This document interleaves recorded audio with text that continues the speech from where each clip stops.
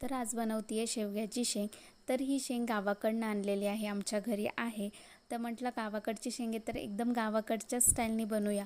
तर पहिली शेंग कापून घेतली, मस्त धुवून झाल्यावर अर्धवट शिजवल्यावर अर्धवट शिजवलेली हरभऱ्याची डाळ टाकली. त्यानंतर थोडंसं लसूण आणि खोबरं हे दोन्ही मस्त वाटण करून घेतलं, त्याचा मसाला तयार करून घेतला.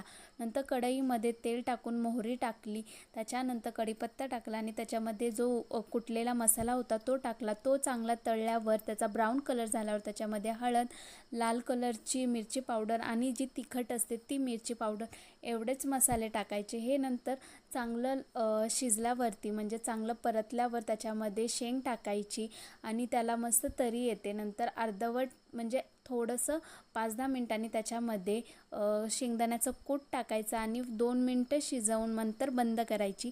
तर अशी तयार झाली शेवग्याची शेंग. तर तुम्हाला कशी वाटली नक्की सांगा.